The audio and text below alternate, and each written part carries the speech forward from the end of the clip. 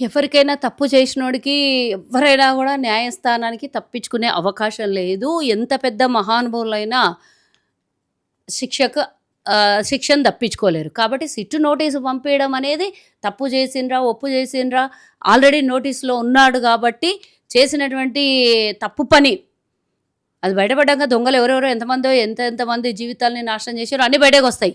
ఒకటి హరీష్ రావుని పిలిపిచ్చిర్రు సిట్టు, విచారణ చేసిండ్రు.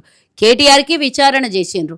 ఇప్పుడు కేసీఆర్ వంతొచ్చింది. అది కూడా అనొచ్చు వాళ్ళు కేసీఆర్ అట్లాంటి పెద్దోన్ని పిలిపిచ్చిండ్రు. ఆయనదేం తప్పున్నది. హరీష్ రావు ఉండొచ్చని కవిత చెప్తది. సంతోష్ రావు ఉండొచ్చు. ఇంకొకరు ఎల్లయ్య, మల్లయ్య ఉండొచ్చని చెప్తది. కానీ ఏ తప్పు జరిగినా కుటుంబ పెద్దలు ఇంట్లో ఏదైనా తప్పు జరిగితే కుటుంబ పెద్దది బాధ్యతనా కాదా? లవ్ మ్యారేజ్ చేసుకొని బిడ్డ గిట్ట బయటికెళ్ళిపోయిందనుకో, కోడలు అత్తామామతో గొడవ వెళ్ళి బయటికెళ్ళిపోయిందనుకో, ఇంటి పెద్దదే మంచైనా చెడైనా ఇంటి పెద్దదే బాధ్యత గదా! అట్లా చేస్తే ఒకవేళ బయటికెళ్ళిపోతే తండ్రి సక్కగా చూడలే, తల్లి సక్కగా చూడలే, బిడ్డ వెళ్ళిపోయింది ఇంట్లోకెళ్ళి అంటారు. కోడలు మంచిగా లేదనంటే అత్తమామ మంచోళ్ళు కాదేమో వెళ్ళిపోయినాడు. మరి ఎందుకంటారు? ఆ నెపం ఎందుకొస్తది? తప్పు జరిగితేనే వస్తది గదా! ఊరికైతే రాదు గదా!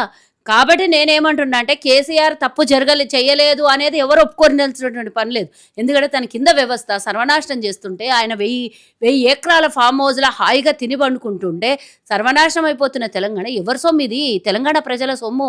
తెలంగాణ ప్రజలు కష్టపడి తెలంగాణ ప్రభుత్వానికి ప్రభుత్వం నడవాలే, అన్ని వ్యవస్థలు సరిగ్గుండాలని పన్నులు కడతారు. వాళ్ళు సంపాదించుకున్న పైసలు ప్రభుత్వానికి చెల్లిస్తుంటే ప్రభుత్వం డబ్బు అన్ని పథకాలకు, ప్రజలకు, ప్రజా సంక్షేమంకు ఉపయోగపడాల్సింది కేసీఆర్ కుటుంబానికి ఎందుకు పోయినాయి చెప్పండి? వేలాది కోట్ల రూపాయలు.